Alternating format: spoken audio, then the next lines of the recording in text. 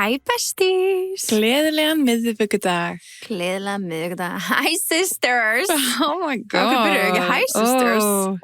Hi sisters. Oh Hi sisters. Eða bye sisters. Eða bye sisters.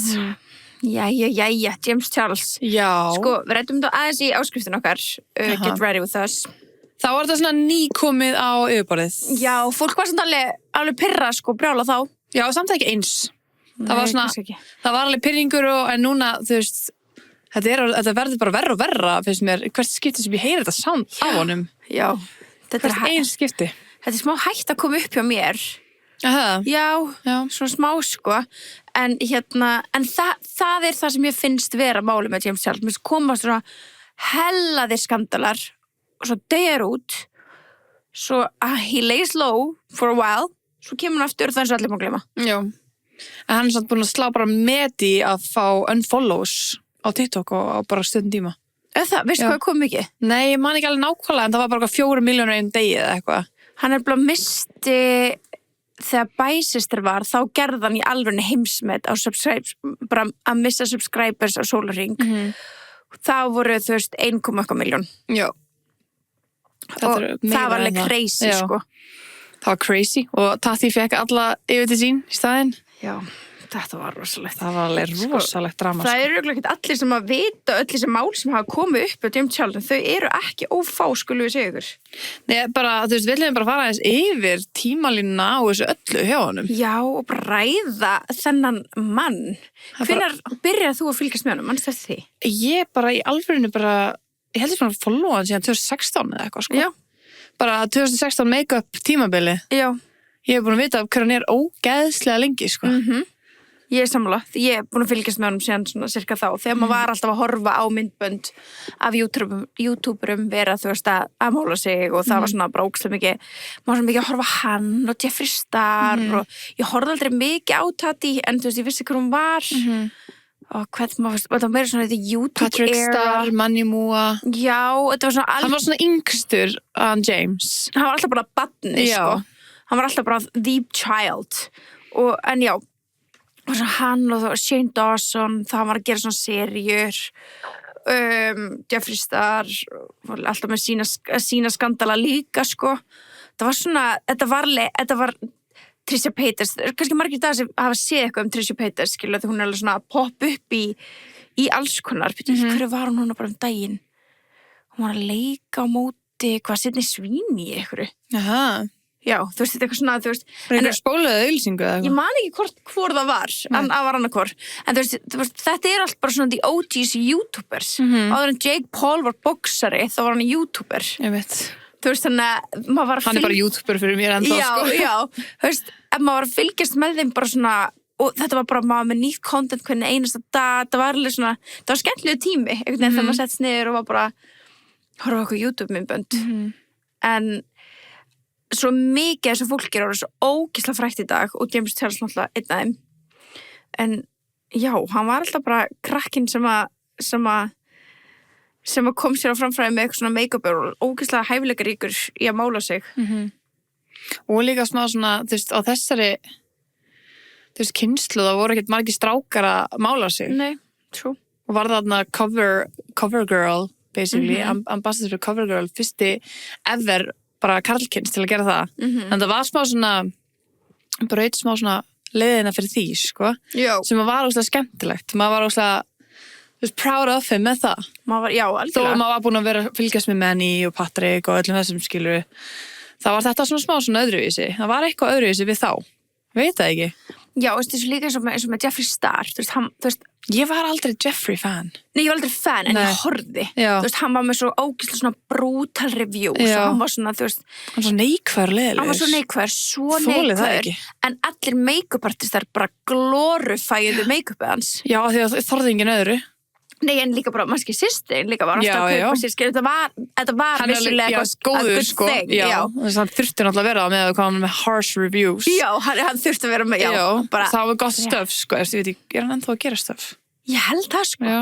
Ótrúlegt. Já, það er ótrúlegt. Já, en ég var ekki fan á honum, en ég horfði samt. Já, ég var alltaf bara svona semi-scared of him. Já, ég bara skítrættu hann, sýsti mín horfa alltaf á hann og ég alltaf bara, hvað nennir að horfa á það? Leiðilegur. Þú veist, þá var ég alveg svona, oh my god, því hann var svona spilling the tea, þú veist, en samt alltaf svona neikvæðan hátt, skilju. Þá svona var og svo bara hella passive-aggressive ef það var rós. Já, Það var alltaf svona uppbyggjandi, skiluru, gagnrýni. Maður var alltaf bara, ertu að segja, þú veist, ertu að fá þetta samstarfið, skiluru, og ertu bara að segja þetta svona að því að þú ert þekktur fyrir að segja aldrei neitt jákvætt, skilur. Já, nákvæmlega. Já, mér fannst hann alveg, og finnst, eða því það veit ekki hann dag, mér fannst hann alveg mjög leiðilegur, bara að því að var svo neikvæður, en þú veist, hann var alveg hellað svona flottur í sínu, skilur. Þú veist, að fólk leita á hann þannig. Ég var miklu meira fyrir Patrick Star og Manny Mjúa, mér finnst þeir eru svona meira svona positive. Þeir voru það, en þeir voru líka ekki hleypa manni jafn mikið inn í lífsitt eins og Jeffree Star. Ég þurfti ekkert meira. Nei, þú veist, eins og Jeffree Star, þetta var svo whole reality show, sko, nánast bara YouTube channel hans, skilur, þú veist, þú varst bara að fylgjast með honum og kæristanum, manninum hans, eða kæristanum hans á þeim tíma, ég man ekki, þau eru ekki lengur saman í dag og þú veist, það var alveg svona, og öllum hundunum hans, svona 18 hundar og alltaf kaupir sér nýja bíla, þú veist, það var alveg svona smá, maður fekk aðeins meira en bara make-upið. Þar, en James Charles var líka, þú veist, hann byrjaði eiginlega bara svona í make-upinni og svo fór hann að gera meira líka svona lífstíls, maður fekk að sjá alltaf aðeins meira og meira. En hann byggði sérst upp svona vörumerki sitt sem var bara svona með því að vera bara hi sister og sister var svolítið svona hans catphrase og svolítið hans svona, bara eins og okkar besti. Já, í rauninni. Þannig að hann var svona, þekktu fyrir það og var að taka alls konar cameos, þú veist, var að fá Kylie, var að fá Kim, var að fá stórt. Þú veist, í byrjun þá var hann ekki fá svona stór, eða? Var hann ekki bara... Það var komið fyrir 2019, sko. Já, ég man bara þegar hann bara 2016 fekk bara Zendaya eða eitthvað, skilur, sem var alveg huge. Og hann var alltaf að reyna að fiska eftir fullt af celebrities. Já. En, ég man ekki eftir að Kim komið þau svona snemma. Já, nefnilega. Þess að var svo stórt þegar hún unfollowa hann, skilur, 2019. Já. Hún var búin að koma hitt hann. Já, og náttúrulega Ariana Grande líka. Já. Hann náttúrulega alveg talaði það, sko. Það talaði hann, byrju, fyrir mig þetta. Svona fyrsta stærsta James Charles dramað sem við munum eftir, gæti verið að hafa verið ykkur önnur á milli sem mann ekki einu sinni, eitthvað svona minni áttar. En stærsta svona dramað þarna, at this point, 2019 hjá James Charles þá gefur Tati Westbrook sem önnur make-up artisti á samfélagsmiðlum á YouTube mikið eldri en hann, hún gefur út myndband sem heitir bara Bye Sister og hún situr hann bara í make-up herbygginu sínu og hún bara fer yfir þetta one by one, bara hvað hann bara ekki góð manneskja. Og þarna áttu þau að vera mjög góða vinir. Já, og hún áttu að vera sko svona... Stórisystir hans. Já, og bara mentor. Já. Og þú veist hvort hann var ekki bara nýbúin að vera í brúðkaupin hennar. Það var alveg svona hella dæmi. Einmitt. En hún þarna á þessum tímabúti á hún vörumerkið Halo Beauty. Ég veit ekki hvort það sé ennþá bara starfandi, veistu það? Nei, það ekki sem við viti, örugglega ekki. Já, það er samt alveg heimasíða up and running, sko. En hún var með Halo Beauty þarna. Hún Tati og og það var til dæmis, þar var hún að selja til dæmis vítamín sem áttu að hjálpa við hárvöxt.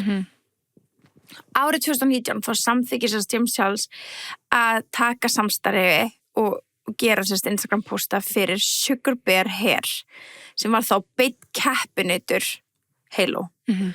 Og þetta var svona fyrir Tati á þessum tímabúti punktur nefnir við.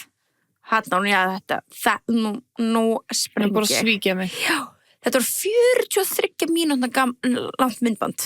Það var 43 mínútur sem hún situr bara og talar. Já. Og í þessu myndbandi þá sakar hún James svik, hún sagðist vera manipulative, hún sakar hann að nota fræði sína til þess að þrýsta á straight menn kynferðislega. Eða svona eitthvað sem reyna að snúa þeim með eitthvað þannig. Já. Það var svona mjög áhugavert take eitthvað. Já.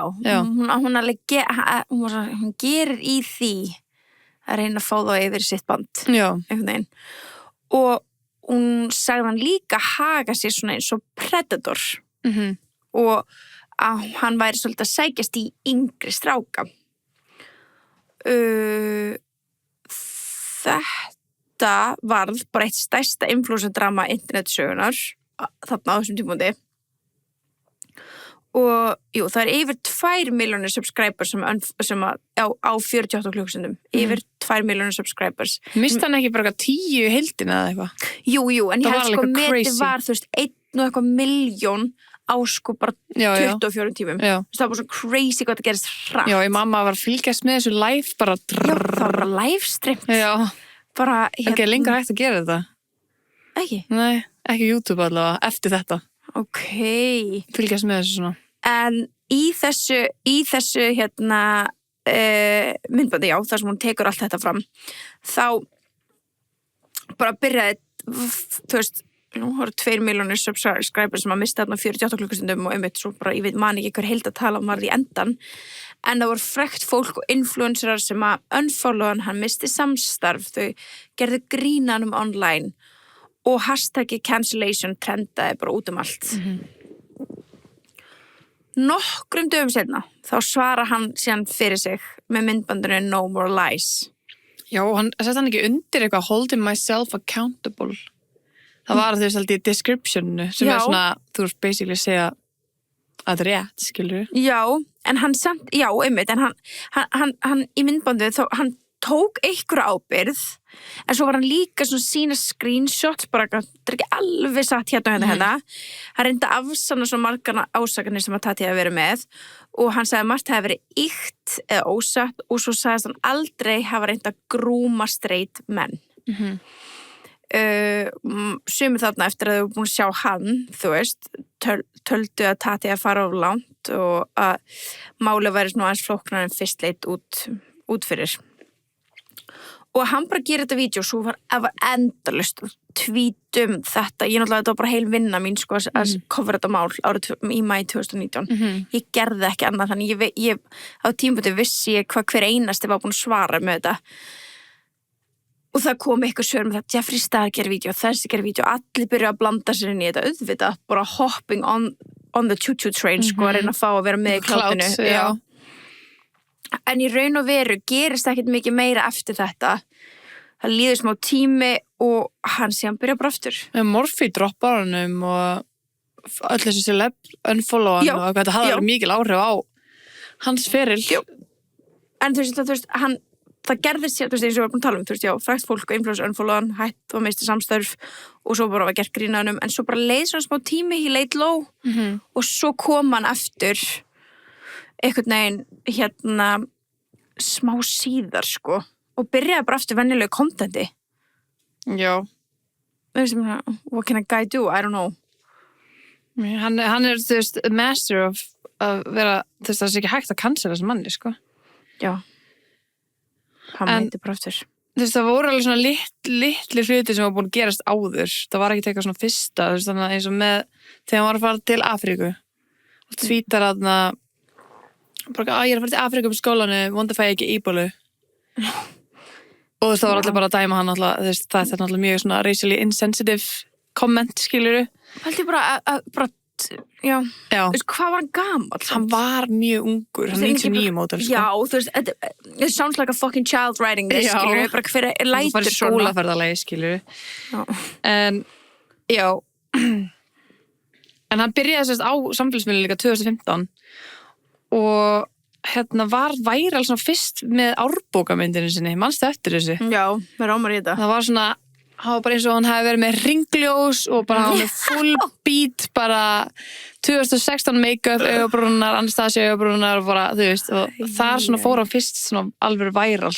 En já, og svo þú veist, bara stuttur seinna byrjaði hann að gera bara alls konar myndbönd með frægu fólki og svo náttúrulega 2018 var hann að Shawn Mendes dramað. Já, ég man ekki eftir því. Þá var hann eitthvað, það var Shawn Mendes eitthvað live á, ég man ekki hvað miðlega hann var live. Og hann kommentar eitthvað, hann er að joggla svona boltum. Og James Charles kommentar bara eitthvað, getur þú jogglað mér svona? Og þá endaði hann liveið. Og það var allir að kenna James Charles að hann hafði sexually harassað Shawn Mendes og þess vegna hætti hann liveið. Já. Og hann tweetaði bara, I'm sorry, eitthvað, fyrir að hafa sexually harassed eða leið þannig, það var ekki my intention. Já. Og svo sendir Shawn Mendes á hann alveg skilabóð bara eitthvað, þetta var ekki, ég endaði þetta ekki á þér sko, mér varst það bara að fyndi komment. Já. Fólk þannig að sér maður líka, fólk er alltaf out to get James. Þetta mitt málið, þú veist, það bara svona, auðvitað var eitthvað minni átt að búin að vera að gerast fyrir Tatti dæmið, skilju, en já, en ég held það eigi samt við alla stjörnur. Já, en okkur má hann ekki kommenta eitthvað á Shawn Mendes TikTok eins og aðri myndi gera og eitthvað gæla myndi gera, skilju. Já, Þú veist, maður er alveg séð meira óviðandi hluti sem einhver konur kommenta á okkur svona stjörnuði posta, skilju. Já. En já. En hann var náttúrulega, já, alveg rosalega, þú veist, líka þú veist þarna, 2019, þetta bæsistur dæmi kom, þetta var ekki nógu hræðilegt til þess að vera bara eitthvað, þú veist, alveg cancelled, eða þú veist, nema náttúrulega með þetta grooming dæmi. Já, og en þessi Tatti gerði þetta náttúrulega bara mest út af þessu sugar bear hair dæmi. Já, maður sá þetta var svolítið bara svona, ok, hefði hann ekki, og svo fólk var líka að setja út á það, bara hefði hann ekki tekið samstarfi við samkemsæðarlega, hefði þá fullt, því líður þarna í þessum 43 myndbandi eins og þú þurfir að láta okkur vita að þú ert í raun og veru bara að vara okkur við hættulega mann, þú það er raun og veru bara orðin sem hún segir og svo að fólk bara, ok, hefði hann ekki tekið hérna samstarf með samkeppninni, hefur það ekki varað okkur við þessum hættulega manni? Er það bara því hann braut, þú veist, ekki á þér, hann braut ekki á henni, en er það bara því að þú veist, hann svona sveik þig eða þess að þú hélst að þið ættu auðvitað ógeðslega vonda eitthvað sem til vinuinn myndi fara að auglýsa samkeppnina hérna, ég skil það alveg, þetta er að vont og hérna þú bara eitthvað svona kemur þetta fram eins og bara var eitthvað við og fólk bara svona, ok, hann ekki gert það, þú er aldrei sagt neitt svo náttúrulega kemur alveg einhverjum árum setna í ljós hverju voru á bak við þetta það Tatti sest aftur niður og gefur út myndbandi sem hét Vá, hvað var það? Þegar ég er búin að gleyma þessu. En það, sko. Hver var á bak við þetta? Var það Shane Dawson eða hvað sem heitir? Shane Dawson og Jeffree Star. Einmitt. Alveg rétt og ég er búin að gleyma þessu hluta af þessu. Það sem að hún bara kemur bara fram og ég var að finna þetta vídeo. Já, sko þetta kemur 30. júní 2020, ári setna. Eftir allt bæsister, hæsister, dalala, þú veist, þá gefur Tatti Westbrook vídeo, 40 mínútna langt vídeo sem heitir Breaking My Silence. Þar sem hún segir að Shane Dawson og Jeffree Star, sérst aðrir youtuberar, Shane Dawson var ekki make-up youtuberi, hann var meira svona að gera eitthvað svona, hann var rosa bara leiðið að fylgjast með lífinu sínu, vlogga, sína frá lífinu hans og mannsins hans og svo var hann svolítið líka að gera svona deep dives og svona Það er Shane? Já, Shane, svona, og svona smá svona documentary style YouTube-myndbönd, þú veist, eins og hann gerði eitthvað þáttaserju kannski eitthvað samsæðiskenningu eða gerði þáttaserju Jeffree Star, skilur, og bara skilur aldrei hvernig hann komst inn í þennan heim einhvern veginn út af að hann Jeffree Star eru svo ógeðslega góðir vinir. Ég veit að það er bara svona back in the day Shane Dawson var bara svona algjör svona gaura content, skilur. Já, það? Já. Ok. En já, hann sér að í þessi 40 mínútna langa vídeói sem að Tatti Westbrook postar þarna árið seinna, þá segir hún að Shane Dawson og Jeffree Star hafi bara manipulatað hana, gaslýst hana í að posta hennar fræga myndbandi árið 2019, Bæsister. Og hún og hún sagði mér þess að Shane Dawson hafi búist til að klippa saman myndbandið, búa til thumbnailina og hjálpa hana með titlana og allt. Og á meðan, þú veist, já, þeir voru bara the puppet master á baku þetta, segir hún. Eftir ég man eftir þetta, þá fór Shane Dawson til dæmis live á Instagram og var að reyna bara að verja sjálfa sig og í rauninni ásaka hana manipulation og að vera fake grátandi. Og þessi skandal var það stór að Shane Dawson hefur aldrei átt eftirkvæmt eftir þetta. Ekki? Nei, hann fór bara, hann sko, það var lokað á monetization á myndböndina á YouTube. Já. Og fullt af stórum, þú veist, verslunum bara droppu, þú veist, merchnans og eitthvað svona þannig sem var með í gangi. Hvað skona merch var hann með? Hann var alltaf með eitthvað svín. man ekki eitthvað hann, þú veist, hann elskaði svín, hann var alltaf með alls konar svínamörds. Ok. Svo gerði hann alltaf líka línu með Jeffree Star, Já, make-up make-up-línu, línu, já. þar sem þetta var svín. Og já, hann hefur raun og veru aldrei opnað aftur inn á lífsitt, þegar það ekki langt sem hann byrja aftur að gefa út YouTube-myndbönd. Ok. Já. Hann var líka, það var eitthvað meiri skandall líka við hann. Bara það? Já, það var eitthvað svona hella dæmi. Já, allavega hann og þú veist, þú veist, margir síðan bara hoppuðu líka einmitt á þá lest líka fyrir að fóra að segja, þú veist, sitt Shane Dawson og Jeffree Star. En hann var alltaf ótrúlega góð vinur Trisha Paytas, hann Shane og eitthvað svona þannig. En, og saman með Jeffree Star, ég held að setja alveg marki í hans reikning líka, sko. Nema eina Jeffree Star svo ógeðslega ríkur. Ekki, þú veist, líka út af make-up-dótinu sínu. Og hann að gefa út náttúrulega make-up. En hann átti á tímapunkti svo ógeðslega marga framleiðslufyrirtæki í Bandaríkjunum og hann var fann að sjá merch hjá eiginlega öllum stjörnum á landinu. Þú veist, og við talum líka bara röppurum og fleira, skilju. Þannig að þegar James Hellström gefur út Sister peysuna sínar, áður en allt þetta kemur upp, þá það gefið út á framleiðslufyrirtækjunars Jeffree Star. Hann var með prósentur alls þar. Og það var akkur hann þá að reyna að cancela honum. Já, hann að græða á honum. I don't know. Doesn't care. Var það ekki alltaf his atmo? Bara, I don't care. En ef hann átti að vera eitthvað að reyna, skilur að já, hann obviously hated them, sko. Já. Það var alveg obvious, sko. Hann því hann coming for his crown. Ætlaði sig ekki bara það. Þú veist, hann var náttúrulega byrjað að gefa út líka make-up með Morphe og þú veist. Greið Morphe, maður. Vá. Já, hann er 7 hann segla Morphe, sko. Já. En já, þetta var svona til að loka, þú veist, þessu Bæsister 2019 dæmi, þá kom Tati Westbrook úr árið setna, sem alltaf hjálpaði honum líka heilmikið, sko, að svona aðeins reclaima sig in the public eye. Já, það var ekki rétt, skilur. Já, þú veist. Slæmt, en já, þetta klálega hjálpaði hans persóna. Klálega.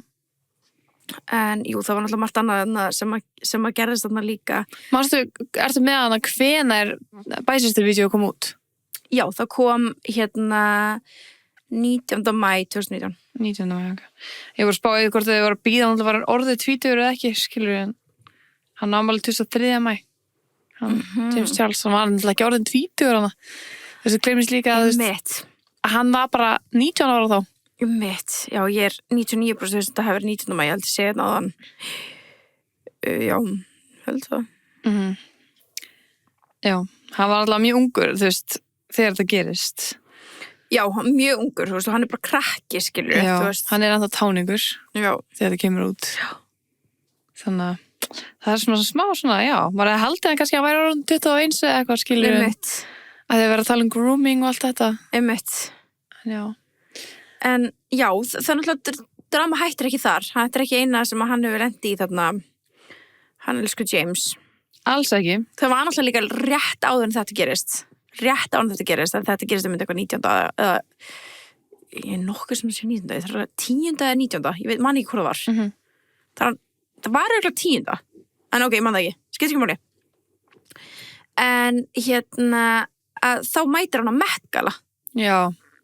Hann mætir í byrjun náttúrulega mæ, sama ár, á Met Gala. Það getur náttúrulega líka að vera eitthvað sem að spila feitt inn hjá öllum þessi YouTuberum að vera bara jealousy, skilur. Hann er fyrsti svona YouTube áhrifaldurinn sem var boðinn á Met Gala. Vogue fekk svo mikið, Anna Wintour fekk svo mikið gagnrýni fyrir þetta. Já, það var líka, var þetta ekki fyrsta árin Emmu og allt þarna? Jú, er það ekki? Ég held það, það voru bara allt í henni gefum ekki áhrifaldar. Áhrifaldar, já. En þetta var, skilur, þú veist, James Charles postar þetta á Instagram, my first Met Gala, thank you so much YouTube for inviting me, and for Alison Wang for dressing me, bla bla bla. Og þannig að þú veist, hvort að YouTube hefði bara keypt, skiluru, og boðið, já, en þú veist, maður ásend ekki geta boðið hverju sem þóttu að það keypti borð, sko. Nei, ég held að pottet leiði fyrir þessu annað, sko. Já, þau alveg fengið samþykki, en þú veist, þau fengur svo mikla gagnrýni, það var ekki fyndið, sko, hann aldrei aftur voru boðinn. Já, líka bara út af hvað hann setti captionið eða eitthvað, að láta þess að hann væri einhver minnihlutahópur sem influencer. Já. bara Já. það var loksins verið að inklúta þennan minnihlutahóp, skilur þetta var svona, Be það invited var to such an important event. Hvað stendur það? Like the ball is such an honor and step forward in the right direction for influence and representative in the media. And I'm so excited to be a catalyst.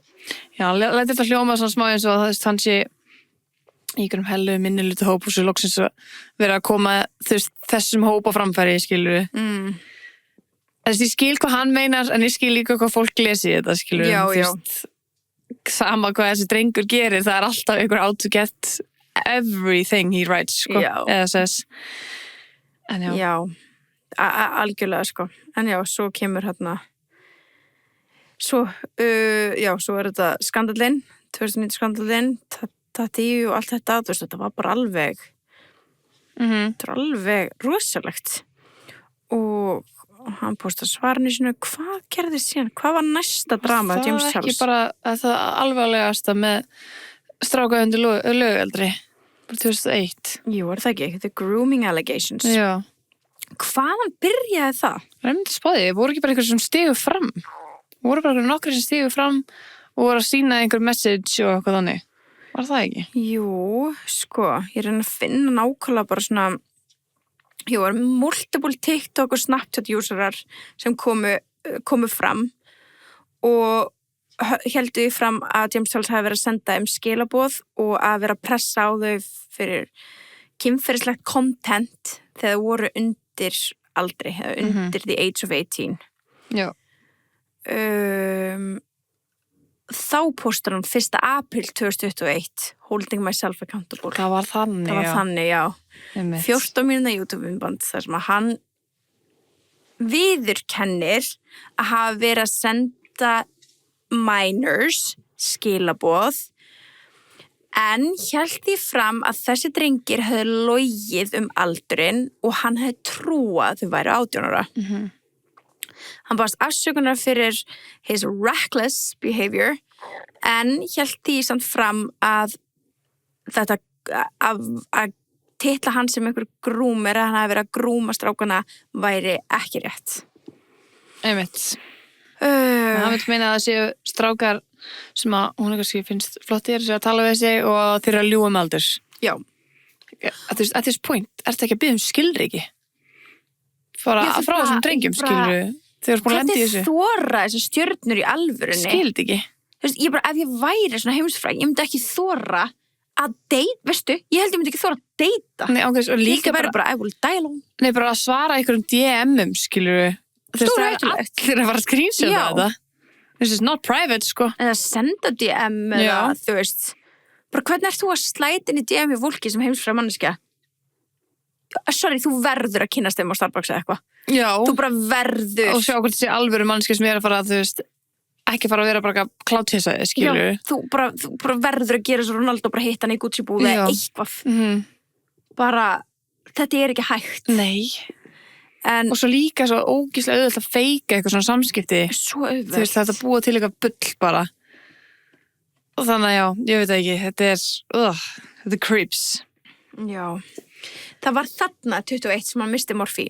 Já, Já. þarna mistur morfi. Það er Ég var þarna- einmitt bara eitthvað svona, var morfi ekki löngu fara á haus?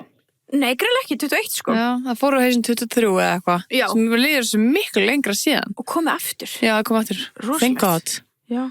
En sástu að hann postaði James bara daginn bara eitthvað sér með pallettinu bara you owe me fucking dollars. Þau skulda hann pening sko. Morfí skulda vist alveg ágætlega mörgum pening. Já, þau fóru á hausin út af þeim, basically. Já. Þú veist, það var ekki út af þeim. Já. Jeffrey og James Einmitt. voru náttúrulega bara stæðstu kollabin þeirra, skilur. Já. Og þeir lifðu á þessum beauty youtuberum. Bara þú veist, allt sem ég gett frá Morphe var gegnum þau, sko. Ég á 100. James Charles palletina heima að mér, sko. Einmitt. Það er rosalegt. Já. En þarna 2021 þar sem hann postar þessu Holding Myself Accountable bara til að segja eitthvað svona smá bara svona afleiðingarnar hvað gerist þarna já, hann missir þarna sambandi sitt við Morfí og missir þann þú veist, þeirra business samband YouTube líka, slekkur líka þarna á hjá honum bara öllum monetizations Já. bara þú getur ekki búið til pening af þessari channel Það er rosalegt. þannig að þú búið að taka he lost his job. Já, his main income bara. Já, eins og Gellan sem var að vinna fyrir Spirit. Já. He was jobless. En en það þú veist, eins og svo oft áður, einhvern veginn, leið það hjá. Skil það ekki alveg, sko. Nei, ég skil það ekki heldur, sko. Nei, það alveg rosalegt. Já, en hann allan þú veist bara, þetta var svona punktur 2021 eftir þetta, þú veist. En ég meina, hann að biðjast afsökunar og fólk alltaf bara að það, cancel culture toxic, batnandi mönnum best að lifa. Þú veist, fólk ekki bara þá að þú veist, taka undir það eða hvað málið? Það hlýtur að vera. Af því hann actually þannig að hann biðst afsökunar. Já. Þannig ekki eitthvað sem lætur bara þessa sögu koma og segir ekki neitt. Nei, hann talar þetta. Hann má eiga það, hann gerir það. Það kannski ástæðan af hverju hann fær séns. Hann er búin að biðast afsökunar. Hvað hann að gera? Ég held að það sé, en ég held að núna, það sem við erum að lenda í núna með hann, fólk svona, hversu oft ætlar að skýta og segja svo bara fyrirgjöf. Af því þú veist, leið úr fann að segja fyrirgjöf þá oft, það auðvelt. Fólk svo, þú veist, ólíkt, sumum finnst bara ógeðslega erfitt að biðast afsökunar. Að maður geta bara, ég skýt bara að segja fyrirgjöf. Já. Þú veist, það svona missir smá mark sitt. Og ég held að það sé það sem fólk orðin þreytt á núna, bara svona, hvað ætlum að vera með margar sögur þig? Til þess að við segjum bara, jæja, nú færði ekki eftirkvæmt. Ég veit ekki. En ég meina þess að hann oft sagt eitthvað mjög kontroversial og allir eru bara sammála. Það bara fyrir eftir hvað algoritmi þetta hittar á. 100%. Það bara þannig hitta þetta ekki á réttan hópin, skilur, og það sprakka upp í hina áttina. Já. Að því hann oft með eitthvað svona rage baits. Og það, bara svo réttum í áskriftinni, með bátinn. Fólk sem dó, sko. Já. Og hann bara að tala að drekka þessum bát, skilur, og fólk bara sammála. Já. Einmitt, og það flú, skilur. Já, og svo akkurat núna þá það spiritdrama að hann ekki með alvöru vinnu, á því hann áhrifaldur, skilur, þá eru allir sammála, skilur. Einmitt. Það náttúrulega not a real job. Nei, en það það tala eitthvað 2022, þá var með eitthvað tucking and twerking backlash, að því að hann sem sagt tökkaði penisnum og var að tvörka og lék sér með gender expression, feminine presentation. Já, og það var bara gett controversial. Ég veit ekki alveg nákvæmlega af hverju, ég man ekki eftir þessu. Ekki heldur. Hann oft talað hann tökki. Já, fólk var eitthvað að segja hann var að ragebaita og var að tengja þetta við einhverja eldri skandala hjá honum. Hann misti yfir 130.000 followers. What? Alveg þetta fór fram í mér. Já, mér líka, á mjög stundum tíma og þetta fór alveg fram í mér. En þetta eitt af þessum sem tekið fram í hans tímalínu. Svo 2023 þá talaði að James reyndi svona formlega þá að svona endurbyggja ímyndina sína og hann var að tala opinskátt alls konar backlash og samfram fólkum hann hafi breyst og fór í viðtal hjá Cosmopolitan og hann sagði ekki vera predator, hann hefði gert mjög stór mistök og hann hefði gengið mjög, þú veist, erfiðan andlegan tíma og fólk taldi, þú veist, já, hann hefur aldrei tekið fulla ábyrgð. Það alltaf eitthvað svona, já, ég gerði þetta kannski, en ég held þið varu. Það var ekki my intentions. Nei, og þannig 2023, þannig lokar hann Sister Apparel, merch-dótinu sínu. Já. Og þá bara því að, þú veist, hann var með miklu minna traust og bara markaður einhvern veginn búin að breytast og þannig að byrja hann smá líka svona að feysa út, tók fólk eftir Hi Sister slókaninu. Já. Sem var ógeðslega leiðilegt, sem var áður fyrir bara svona eitt stærsti partun á brandan hans. En já, kannski ekki leiðilegt, ég veit ekki. Þú veist, hann þurfti bara bara þú veist, hann bara að missa þarna, það stendur nú eitthvað sem ekki hvenar YouTube kveikt aftur á monetization, en hann þurfti augljóslega að taka bara uppeyju. Hann hefur ekki ráðið nýjan PR manager og bara, ég fer í hýr og viðtal hjá Cosmo og geri allt þetta. Og þetta svona, já, það tala svona 2023 hafa bara svona reynt allt til þess að endurvekja sitt eigið orðspor og svo það sem gerist í fyrra 2025, Evan Johnson og Kayla, já þá, í fyrra þá lendir James Charles kannski vitlaust að segja það, þá er James Charles aftur partur af svolítið svona canceli og já, það ekki, myndi ekki segja það, bara alveg canceli, það var alveg cancelunum manna. Já, low-key, sko. Já, það er sem sagt, það er áhrifavaldur sem heitir Kayla Malek, sem á að vera vinkona James Charles. Hún var sem sagt að deyta strák í 9 mánuði sem heitir Evan Johnson og hún kemur fram og tjáir sig opinberlega það að Evan hafi verið að beita henni ofbeldi, bæði bara líkamlegu og andlegu og ótrúlega alvarlegar ásakanir á mannin og hann var sem sagt bara handtekinn alltaf, hún var alveg með, þú veist, hún var með proof. Já, mjög mikið, sko. Stuttu eftir að Kayla talar þetta eða þú veist, ég veit ekki hvað sem var búin að tala þetta ofnbærlega, allan stuttu eftir að þau hætti þarna saman í kjölfar af bara löngum tíma af miklu ofbeldi, var svona speculation að James Charles væri eitthvað sem var orðin vinur Evan og svo fólk svona, en það bara vinur því þá svo fór fólk að tala að Evan Johnson væri bara, ætti bara smá heima hjá James Charles. Og bara posta ykkur vídeo að sást alltaf heima hjá honum. Já, heimilega hans James. Já. Og og þetta er bara svona eitthvað svona circulating, ertu heima hjá honum? Og það er verið að bíða eftir the court og eitthvað svona. Og svo kemur það fram, þú veist, James Charles kemur fram og hann segir bara nei, ég hef ekki átt í neinu rómantísku eða kynferðislegu sambandi við Evan og hann átti bara svona eitthvað stutt vináttu samband við hann en hann samt gjörsamlega bara taki fyrir allt ofbeldi og bla bla bla bla bla, þú veist, en þeir voru bara vinir í eitthvað smá tíma.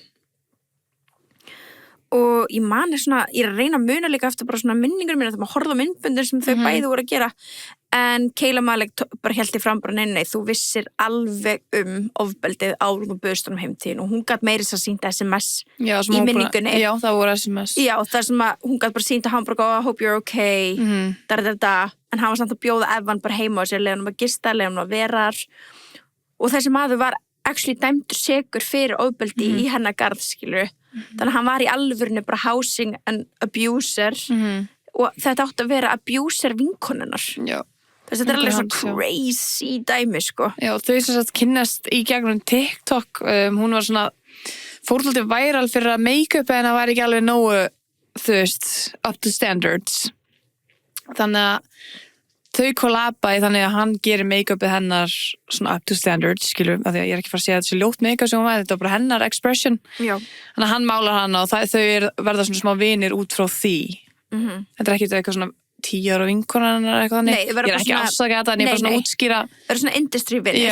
Já. Það ekki. Þú voru nýlega búin að vera eitthvað að taka upp eitthvað vídeo saman og greinilega náðu að tengja skett vel þar og voru að skipta á milli SMS-um og hún að opna sig þetta ofbeldi og eitthvað þannig. Þannig að hún treystir honum bara ekki mikið. Að lúka allavega þannig. Hún var að posta bara rage núna, sko. Já, svo nefnilega virtist vera eftir þetta, þú veist, að þetta gerist í apríl cirka í fyrra, það er bara akkurat ár síðan þetta gerist.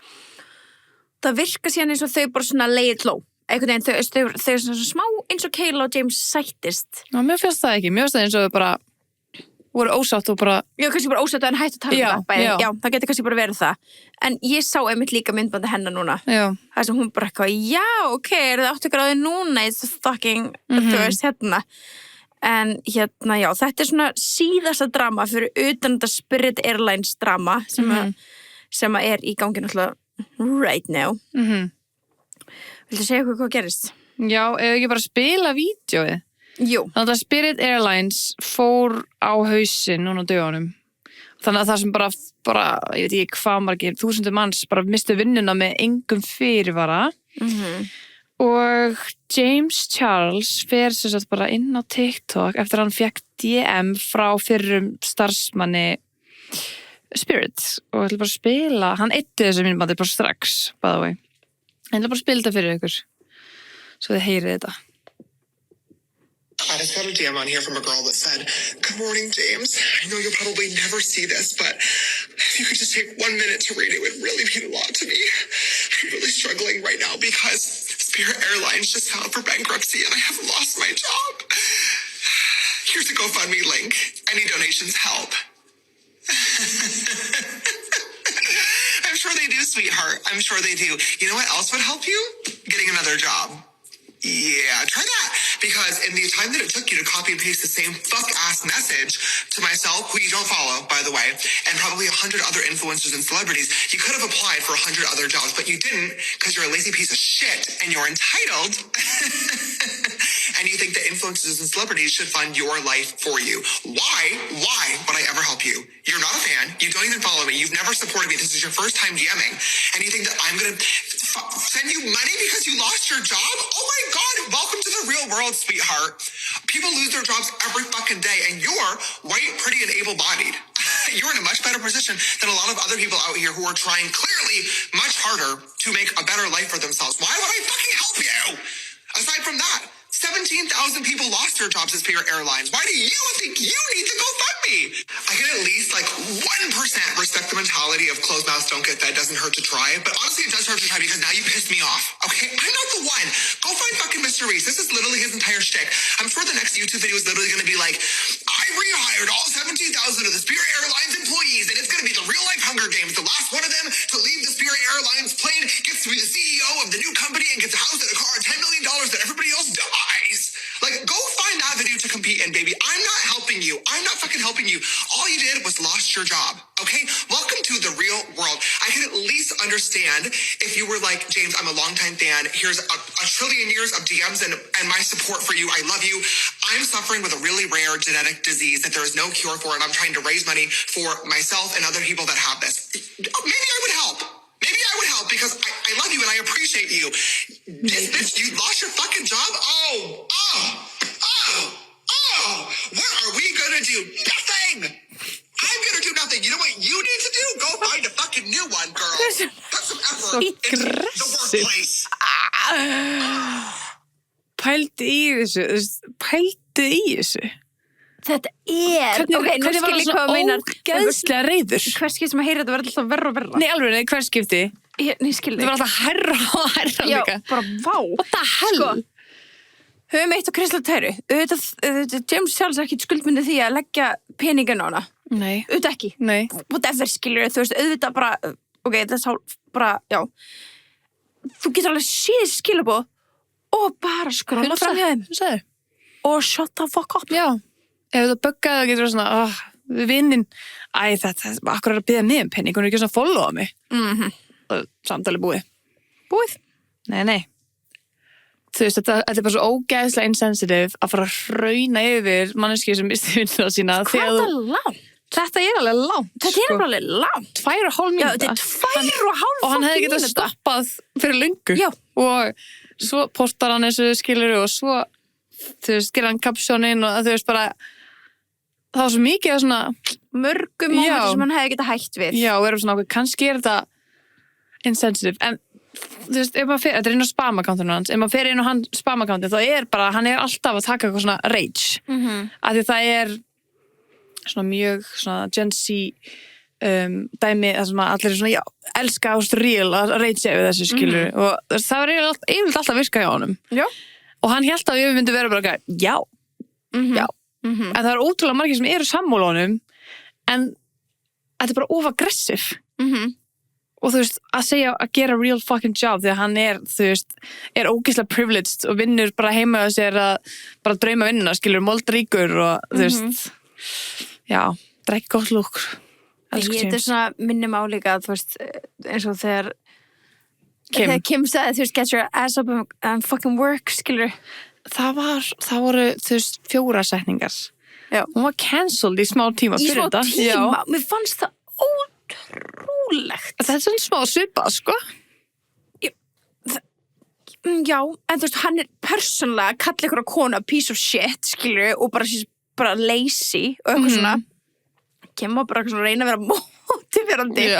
En þú veist, en ég er bara að segja, þú veist, auðvitað er hægt að taka öllu gett illa, en hann þarna, þú veist, when you make it personal, hennar starfsmann, skilur Já. Þetta ógeðslega aggressive, þetta það og hann hefði bara svo íslega getað sleppt þessu Já, þetta svona too much og líka, þú veist, margir héldu að þetta væri ekki alvöru það væri ekki alvöru manneskja á baku þetta svo funduðu alvöru manneskjana á baku þetta og svo að hann búin að leggja inn á hana Já, $500 alveg hún var nefnilega ekkert að biðja mikið pening var hann ekki að biðja $600 Já, alltaf þegar hún var búin að ná markmínu að hækka á hana Já, þannig að þegar hann setti 500 þá var það komið upp í markmiðið og þá hækka á hana þannig að lukkar ekki eins og hann sé búin að leggja inn nóg hún í raun að vera living her best life Já, veistu? Já, en ok, hún svaraði Hún sjálf? Já. Ok, spennt að og svo með bara, er þetta alvöru manneskjan en þetta víst alvöru manneskjan Apparently, ok I'm the girl that James Charles talked about in that video. Ég bara ekki sé þetta Everybody's been asking for a video, and I haven't been able to make it because of a few reasons. One being my anxiety. I have really bad anxiety. Really bad anxiety. But, you know, I tend to talk myself out of a lot of things. I was able to talk myself into this. So we're here, we're getting it done. Sorry if I say a lot of ums. And second was, I definitely was waiting to be monetized. And now that I am, it's just, I'm ready to. I have my iPad with me. I don't have anything really written down. I'm just going to scroll and answer questions. First question, I love this question, is, are you planning on staying in aviation? Yes. I never thought I loved aviation the way that I do, because I come from a hospitality background. Like, Þetta bara getur nómi, sko. Ég voru bara spáði hvort það verði ennþá í flugheiminum. Okay. Like, I always worked in hotels. And then my friend Tanisha, shout out to Tanisha, was one of the best bosses I've ever had. She got me into aviation, and yeah, I don't think there's going back from there. Another question, did James Charles really send you that message? He did. He decided to message me on TikTok, and he wanted to privately apologize. I know another question on here is, do I accept his apology? So I'm just going to answer it right together. Hell no. I don't accept his apology, especially because he was very publicly with what he said, and then you thought it was okay to message me. I'm the girl that... Okay. Já, kom ekki til þessu, en þú veist... Og það getur alveg verið að það sé fake, sko. Já, getur svo vel verið, sko. Já, allavega. Já, þetta er alltaf búið að eyða þessu alveg vídeónu. Já, þetta er bara eitthvað sem einhver skrínrekordaði. Já, þú veist... Já, hann var alltof aggressiv, svo sammála, en þú veist, er hann cancelled? I don't think so. Ekki verið þetta, en núna er fólk að grafa allt gamla upp, sko. Það er það sem er orðið, þú veist, það er hans einn súpa til þess að fokki city. Ég er að segja, þú veist, fólk er núna bara svona, heyrðu, komið nóg að þessu, getur grafið aftur í the other allegations. Já. Og þú veist, þegar ég sá Bretman Rock reposta. Hvað reposta? Það tjekka hvort það séðan þá. Ég sá einmitt, þú veist, bara frétt af því, en ég sá ekki... Bara frétt af því? Ég sá það bara að því ég var að followa Bretman. Nei, það var eitthvað talked about, þannig ég sá það þannig, sko. Hann er það í það, heldur það ekki. Ég held að Bretman Rock er my favorite influencer ever, sko. Hérna? Hann er enda með það. From a girl that said, "Good morning, James. I know you'll probably never see this, but Spóla eins. if you could just take 1 minute to read it really if you want to be. I'm really struggling right now because Spirit Airlines just filed for bankruptcy and I've lost my job. Það er gæla að fara að tala. Fund me link. Any donations help." Þú veist, þetta í mækinn. Þetta er bara vorum að hlusta á það. On his part, very jobless behavior on James Charles' part. James and I are considered peers. I'm a content creator. He's a content creator. I'm a founder. He is a founder. We are technically considered peers. I normally like to mind my business. I don't like to come after other creators. This is probably one of the I thought this was fake. Is this fake? I don't think James has ever had a real job. I don't think he's ever had a job that isn't social media, that isn't an independent contractor. I don't think he's ever clocked in. I don't think he's ever had a W-2. I don't think he's ever done any of that. The way you're talking to this person shows, and it's very disgusting and it's very inappropriate. You could have applied for 100 other jobs, but you didn't because you're a lazy piece of shit and you're entitled. And you think that influencers and celebrities should fund your life for you. Why? Why would I ever help? James Charles, in 2026, the job market right now is the worst that it's ever been. And as bad as I envisioned this video being, as I kept watching it, it just got worse. Because what do you mean you're lazy? And you think that I'm going to send you money because you lost your job? Oh my God, welcome to the real world, sweetheart.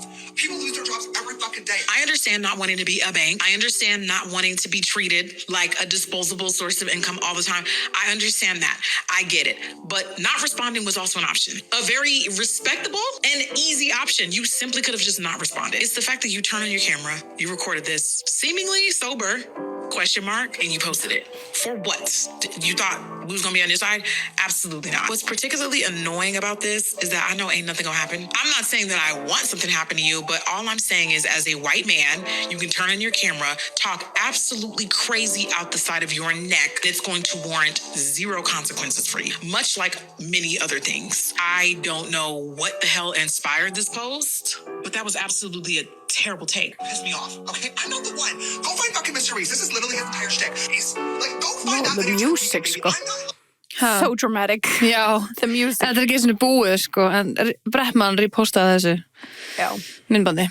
Já, hann greinlega bara sammála að þetta Já. algjörlega ógeðslega taktlust. Já. Sem þetta sem við erum sammála. Sást það sem Trisha Paytas sagði. Hvað sagði hún? Hún har aldrei fílað hann. Ég bara gaf þess að hún hata hann. Já. Hún bara alveg, bara calling him out, sko. Já. Þannig að, þú veist, fólk alveg speaking up. Það ekki oft sem að, þú veist, aðrir áhrifavaldar koma bara, heyrðu, að segja eitthvað, skilur við.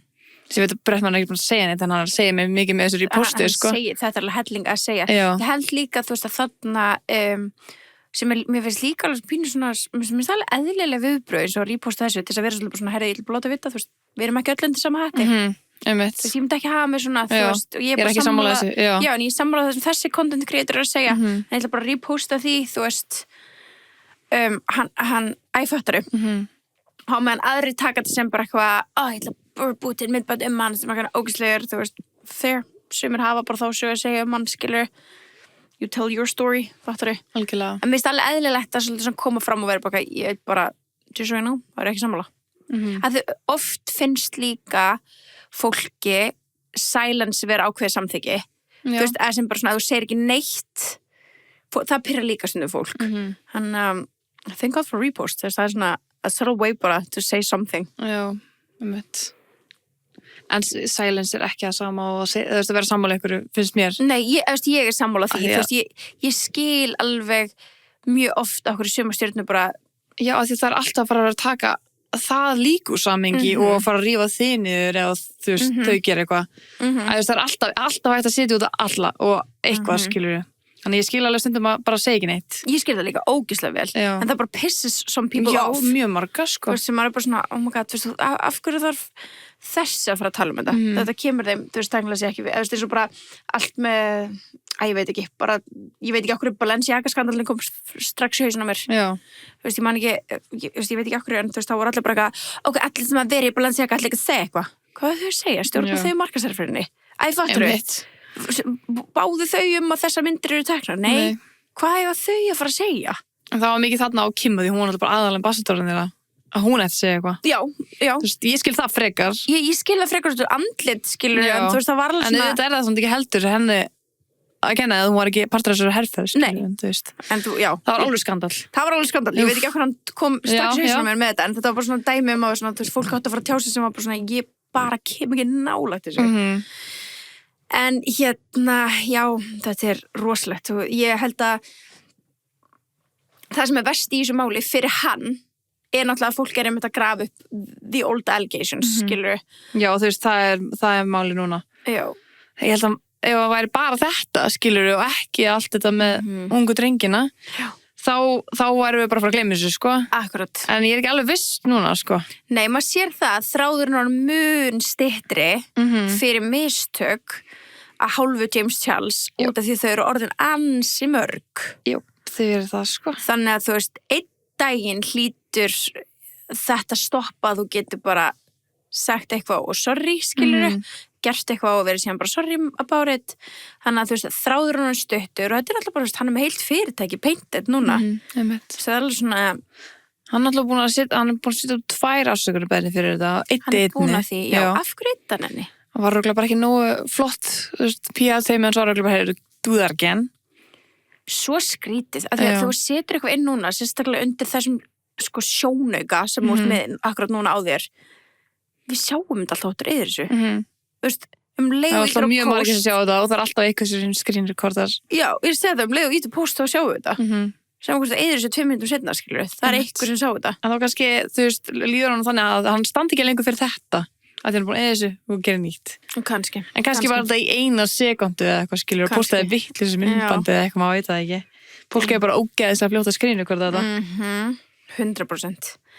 Vá, já, en þú veist einmitt, það verður áhugavert að sjá hvernig hann ætlar að klóra sig fram úr þessu, eða hvort fleiri stígi fram, þú veist, bara hann hlýtur að vera, þú veist, bara hans vegna, vonandi er hann ekki með eitthvað meiri pókátnir sem á eftir að komu, af því að núna er akkurat tími sem eitthvað myndi koma upp og segja what has been going on, skilur við. Já, að spurning hvort hann sé að cooking í einhverju til þess að koma sínu máli fram, skilur við, eða hvort hann sé bara að fara silence þangað til að fólk glemur að hann sé cancelled, skilur við. Fólk var einmitt smápyrra líka út í daginn áður en þetta gerðist sko með Spirit Airlines, hann var að leita af nýjum content creator eða eitthvað svona þannig, fyrir sig eða fyrir merkið sitt, ég man ekki, jú, fyrir heldur Pinterest, já. Og þá alveg hérna er svona sækið við erum leitum manneski sem er svona og alltaf, þetta er bara hans, þú veist, hans karakter að vera svona get aggressive, þú veist, þú verður að vera fucking góður í þessu, þú veist. Já, hann postaði þessu og svo postaði hann rage yfir þessu því að allir gerði þetta vitlaust, allir sóttu vitlaust. En það sem hann segir líka í því, sem er svo ótrúlega athyglisvert og ég veit ekki í hvaða heimi þú myndir þora að fara niður þessa línu, er að ok, þú sendu mér svona myndband, bla bla bla, sendu mér síðan 2-3 hugmyndir af því sem við getum gert. Engin hugmynd verður notuð nema við borgum sérstaklega fyrir hana, þannig að hafi engar áhugjur. Og svo hvað? Þú ert að fara að fá einhverjar þúsundir umsækjenda sem þýðir bara, milljónir hugmynda. Heldur þú að það sé ekki einhver tímann eitthvað sem eftir að klokk sem sóttum hjá þér, þú gerir eitthvað og þú getur verið bara, það er hugmyndi mín. Já. Þú veist sko, bara halló, það er ekki það mikið hugmyndum til í þessum heimi, sko. Hvernig þorir að fara niður þessu línu? Því að það er þetta bara einn annar risa skandall. Hugsað. Alls ekki.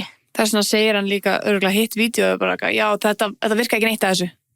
Skilu, það var enginn sem gerði það rétt til þess að vera bara svona, ok, we need to delete this. Já, bara this never happens. Já. Að því að 100% hann er að fara að nota eitthvað sem hugmyndu þó að hann veit ekki eins að því, sko. Já, þó að hann veit ekki eins að því, skilu, þetta er kannski ekki með illur á því gert, en this will become a scandal. Þetta var óhugsað hjá hann. Já.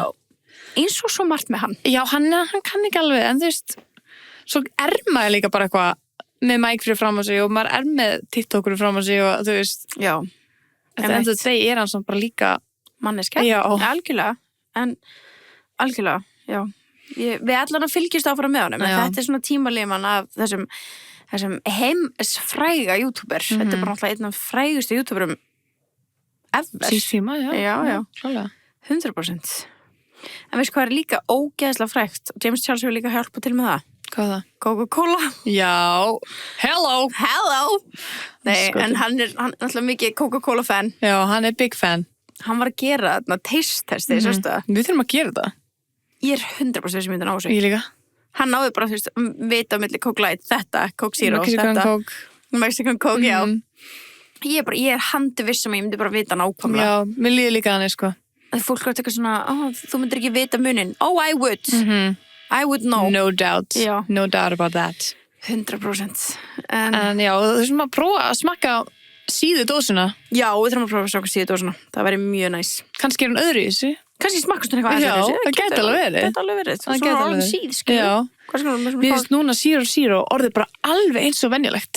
Bara allt í einu er ég bara svona, wow. Finnst alveg orðið venjulegt eins og Coke Zero. Bara sigurkók. What? Já. Það? Já. Ok. Ég veit ekki hvort ég bara búin að, þú veist, það langt síðan að, ég er bara svona venjast í það mikið. Ég er bara svona, ég er búin að drækta núna senst dag, ég er bara svona, þetta er bara nákvæmlega eins. Finnst það? Ok. Ég hef það setja klaka á allt, sko, alltaf. Ég komin mér finnst þetta alveg eins bara svo Coke Zero núna. Og mér finnst það ekki. Mér finnst það miklu betur Coke Zero. Aha. Þó ég elski Coke Zero. Já. Mér finnst Zero allt annað en Coke Zero. Ok. Já, mér finnst það meira líkt venjulegu kóki. Já, ég er ósamla. What? Já, mér finnst það Coke Zero þá betra en Coke Zero? Mér fannst það. Já, það? Mér fannst það, já. What? En eins og núna finnst mér bara engin munur á Coke Zero og Coke Zero. What? Þú ert ekki að kæla það nóg, held ég. Jú, það er mjög vel kælt, sko. Það getur ekki verið. I'm telling you. Allt öðruvísi. Mér finnst það, já. Kannski er það klakarnir eða eitthvað. Já, kannski. Það verður við koma í eitt marinera heima á mér. Ég er svo til, já, sko. Tökum góðan kaffibólla, ballerína, japp. Svo eldum við góðan mat.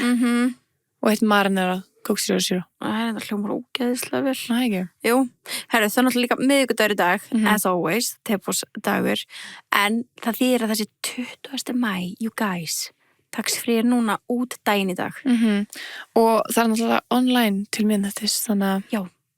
Það er líka ekki snús á því. Já. Ef þið náu ekki að fara, því ég næ ofta ekki að fara í Hagkaup og vera eitthvað svona, ég missi þessu. Ég vil alltaf online að kaupa, sko. Ég gerur það, já, dugleg. Ég þægilegt. hef gert það, Já. en oft hugsa að ég verð að skreppa, svo svona næ ég ekki koma fyrir inn í daginn minn og næ ég ekki skreppa og þá hugsa ég búin að missa því, en það er bara svo ótrúlega vitlaust hugsað. Já, þú ert vitlaus. Græns. Nei, það er bara geggjað að muna að það sé online líka. Já. Mér finnst það mjög þægilegt. Mjög. Bara ógstæðlega líka, maður fer bara að peka þetta upp og Já. kvispambúm búinn. Kvispambúm, sko. Það er svo næs. En það náttúrulega þú veist, tax-free bæði sko snirturum og fleiri serverum, þannig að Go check it out. Það var kannski gott að fara í búðina, sko. Bara a last run. Ángriðs, algjörlega. En það er, þú veist, svona sumarið framöndan, maður finnur það, ég held að þetta verði, ég sé það á væpinu, á veðrinu, ég held að það verði gott sumar. Heyrðu, það ánáttúrulega vera, við erum náttúrulega ekki takað upp í dag, en það ánáttúrulega vera geggja veður dag. Já, núna, þennan miðvikudag sem þið eru að hlusta, sem daginn sem það kom út. Hvað ert að gera í dag, heldurðu? Ég? Já. Hvað er ég að gera á góðu miðvikudegi? Við ætlum náttúrulega að vera að taka upp og eitthvað. Já, ég hugsa við þurfum samt að gera það. Já, ekki. Jú, ég held við verðum inn í stúdíu, kannski bara fyrripartin. Já. Og eigum seinnipartin í svolítið bara svona að geta sumrast. Ég var alveg til í að sumrast aðeins, sko, en svo er bara svona hvað ég sumrast. Já, bara skemmtilegan göngutúr Já. og þú veist, sitja bara ekstra úti og, ég veit það ekki. Ég fór í gær og það var mjög gott veður í gær. Ógeðslega gott verið gær. Fór að hlaupa í gær, þannig að það var mjög gaman. Þannig að veit ekki alveg, nú er bara að hlaupa 2 dagar í röð og mér er illt í löpunum. Að það. Já. En ég veit ekki hvort ég get fara að hlaupa morgun. Æi.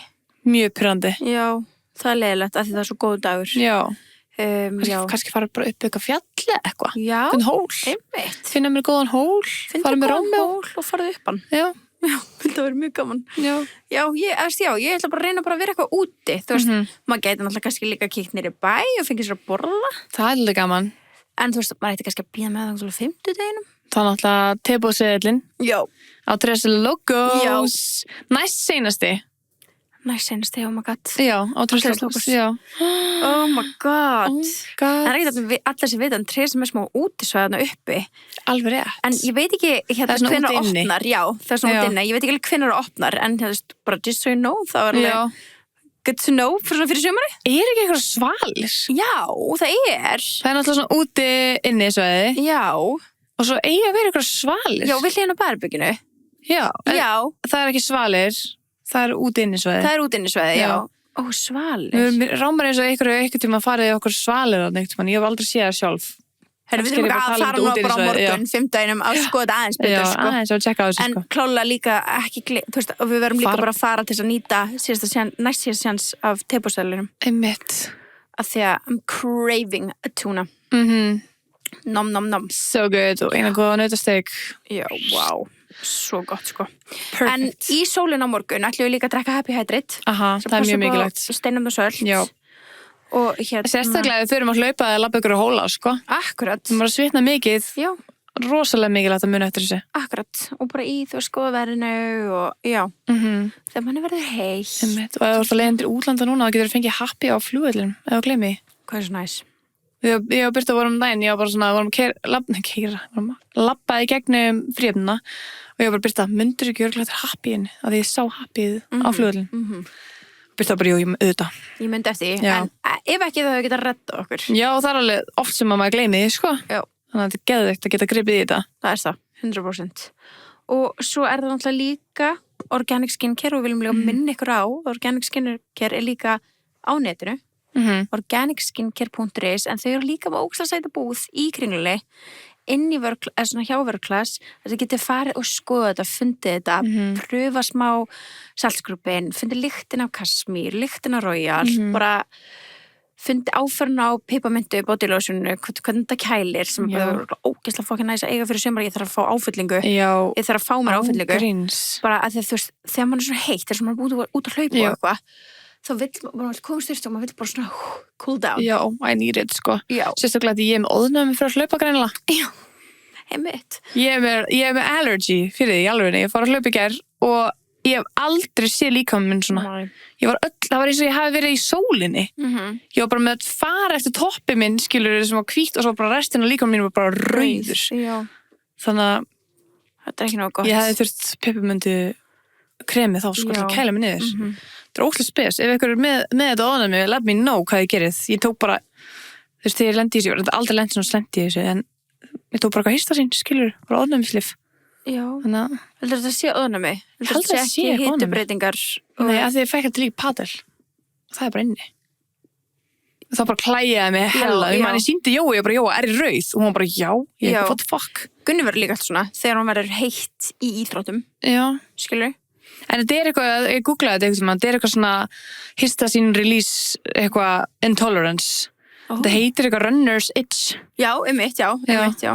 En ég fæ þetta líka bara þegar ég er bara inni, skilur, ekkert eitthvað að æfa eitthvað hella, þessu padel, það er ekkert eitthvað crazy hiti. Ég fæ þetta ekki til dæmis í heitum tímum með þannig. Nei, einmitt. Það er eiginlega bara því ég hleyp og kannski þegar ég padel að hlaupa út allt, skilur. Já.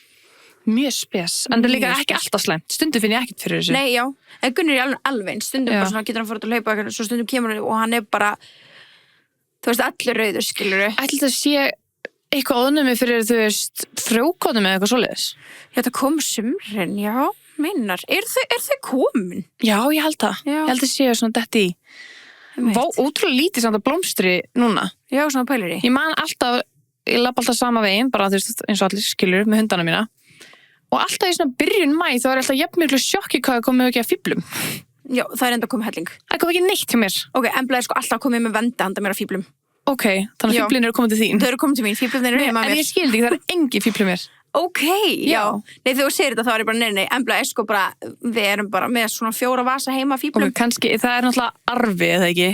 Jú. Þannig að kannski bara búið að, þú veist, eitra fyrir þeim með eitthvað í hverjunum mínu. Kannski, já. Af því þeir voru út allt. Einmitt. Og ég var alltaf bara, oh my god, það er falleg, mér finnst fíblar bara æði. Já, Það er lúpínur mjög og misskilið. fíblur, ég er Já. ekki eitthvað svo reyð út í þetta. Ég elska lúpínur. Já, fólk hata lúpínur. Já, þetta er eðalega fyrir öðrum. Þeir taka allt vatni af, af því þeir eru, Og ég held bara að tjánlega fólk finnst þetta ljóta eitthvað. Nei, ég held ekki. Ég held að það sé meira að það skemmi, að það drepur tré, sko, af því að þetta dreifur sér svo ógeðslega hratt og tekur allt vatni frá öðrum gróðri. Ok, það er leiðilegt. Já, en þetta er svo fallegt. Eins og bara út á landi þegar bara svona lúpínu fields. Já, mist svo kjút. Það er svo fjóliblátt. Já, og svo líka þegar til bleika lúpínur og eitthvað þannig. Einmitt. Ég held að bara, wow. Svo kjút. Justice for lúpínur. Já, einmitt. Og svo elska ég að finna gleymri. Veist eitthvað svo Já, merkilegt það við eru gleymri. svona límast á mann. Já, veist eitthvað svo Það eru kjút svo við sætar. gleymri. Og þegar maður var að blása. Það er fífill, hann er bara búin já, að deyja. búin að deyja, já. Og ég var ekki að láta blástu og ekki svona tróða svo upp. Já. Ég hef lent í því. Já. Hefur þú gert það við? Já, hefur ekki gert þið þig? Nei, ég hef gert það þetta við eitthvað. Já, ég bully. Ég held að þú myndir aldrei lendi í þessu ef þú hefði séð þetta. Nei, já, Skilurðu? já. Ég held að ég sá þetta. Já. En ég man ekki við hvernig ég gerði þetta. Ég fæk svo mikið samanspill, sko. En maður sé til að maður var að krist út og svona fíbla mjólkina. Jú. Hvað, okkur var hann að því eftir? Sástu að ég sá sel í morgun? Ég veit. Það er ekki crazy. Jú, svo cute. Nei, sko, ég var að hlaupa í morgun, krakkar, og bara fram í sjónu sem ég hlaupaði. Ég skoða mjög mikið fugla. Og svo var ég bara, ég var með svona dökk hlaupagleru, ég var bara, þetta var selur? Nei, þetta er ekki selur. Það var bara svona drumbur bara í fjörunni, skilur. Svo var ég bara, hann er að hreyfa sig. Er þetta selur? Stoppaði ég. Það var þetta bara selur. Já, bara full, bara fatty one, sko. Ég var í sjokki. Það er kópur í kóbói. Þetta er ekki kópur, sko. Þetta var grown ass one, sko. En við sáum sel einu svona annað. Ekki svona, bara full, bara tanning. Nei, Við sáum hann einhvern tíma að kíkja upp úr. já, var það? Já. Þegar við vorum að labba hann í nautóli Já, eitthvað. já.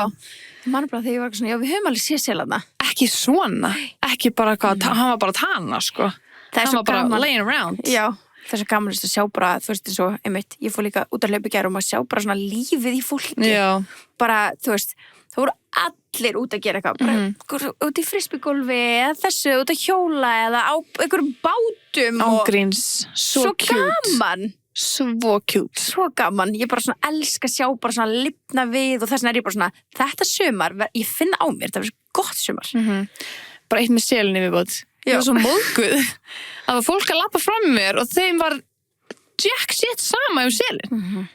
Finnst þér ekki skrítið? Myndirðu labba fram hjá selinum á þess að pæla í honum? Nei, ég myndi alltaf pæla í honum. Myndirðu ekki stoppa og zooma og taka mynda á honum? Og Alveg 100%. Ég var gamalt fólk, ég eitthvað, þeir minnur örugglega finnst þetta gaman. Þau bara, horfðu, ég bara, og þau bara labbiðu burtu. Svo nokkur hlauparar, ég var bara, þið sjáu að ég er að taka mynda af ykkur. Akkur ert þú ekki að stoppa og finnst þér þetta ekki áhugavert? Mér langar þess að tala um þetta við eitthvað. Það var svo sætur selur. Þið sjáu hann örugglega í stóri hjá mér. Já. Örugglega, kíkið það Það var svona 1000 myndir á honum. Já, það er gott. En mér er svo merkilegt að sjá eitthvað svona sjáalíf og... Sérstaklega in your natural habitat. Já. Þú veist, þetta Ekki bara eitthvað ég fara dýragarða. Nei, fólk er bara að stoppa í húsdýragarðinum í selnum. Einmitt. Þarna var bara eitthvað... hann er bara in his natural, Já. þú ert in his natural og þeir eru bara að mætast. Og hvað var hann að gera það? Einmitt. Bara chillin. Hann var bara eitthvað, what's up? Stóð ekki heila ring. Og var vonað að væri þegar ég kemur tilbaka að maður farin. Af því það voru leikskóla krakkar af labba og ég ætlaði að vera bara, sjáu selin. Já. Þau höfðu mér örugglega áhuga á þessu. Gaman Já, þessu. mér finnst ógeðslega merkilegt að sjá sel. Ég veit ekki hvort ég sé bara einum það, sko. Nei, það er mjög merkilegt. Já, það. Mér finnst það. Það er crazy. Já. Og hann er bara sjónumann sem allir er að synda og hoppa úti, skilur Crazy work. Ég býð bara eftir deginum sem að það er bara Háurningur, já, ég líka. Þess vegna er ég alltaf með augun á Ég vatninu. líka, alltaf. Bara, Ef ég er að labba, Já. ég líti ekki af vatninu. nei, same. Þess vegna er alltaf að spotta þetta fuglana, sko. Þeir eru aðna. Já. I know. Ég er alveg með grúppu á Snapchats, fyrir fólk sem er áhuga á fuglalífinu á Kastnesinu. Geðvitt. Já. Þú ert ekki inn.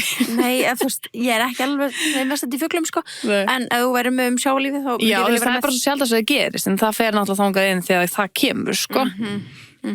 Það er rosalegt fuglalífið hana, sko. Já, ég trúi. Svo himbrimaði daginn. Geðvitt. Geðvitt flottur. Risastór. Já. Já. Crazy dæmi, sko. En það er, þú sér það, allir er að fara skemmt sér í sumar, líka selinir. Já, heldur betur. Ég ætla bara að taka hennar sel til fyrirmyndar, sko. Já, ángríns, Liggja bara flöt enjoy þarna. your Já. life, babe. Bara do what you gotta do, Já. sko. Love him. Og nótið self, það er bara dýri sem sjó, sko, sem að ég held að þeir geta alveg verið aggressiv eða vilja. Ég held ekki hérna í kringum okkar land, sko. Heldur ekki? Selir. Nei. Selir? Já. Nei, ekki þessi selir. Það er mér svona leopard seals og eitthvað svona. Já. Þeir eru ógeð. En líka þarna stóru, hvað heitir það, þarna risastóru. Beinhá, kallar þeir. Nei, selinir, eða þetta er ekki selinir. Já, það eru leopard seals. Ég tala um þá. Já, nei, ég er Sem eru svona tennur svona. Já, og líka eitthvað sem er svona smá hvítt og stórt. Það heitir eitthvað annað. Það er valorous. Ég man það ekki. Ég man ekki hvað það heitir. Svona risastór. Sem að breymkappar mæta oft á Íslandi. En ég veist, skiptir ekki máli hvað selur heitir, hann er örugglega bara frábær. Já, þið veitir að let us know. Let us know, já. Það er bara bottom line, heyrðu það er alltaf að gera sitt, líka dýrin í sjónum. Já, það var geggjað. Ég er mjög spennt fyrir þessu sumri. Ég líka, mjög spennt. Takk fyrir að vera með okkur besties, we love you. Já, þetta er our cue, það er verið að bora hérna beint frá hann, þetta er our cue to live. This is our cue to að live. jappa um Já. eitthvað bull. Einmitt, og bara fara að njóta góða dagsins, Já. góða veðri. Enjoy your day, besties. Love you guys. guys. Bye.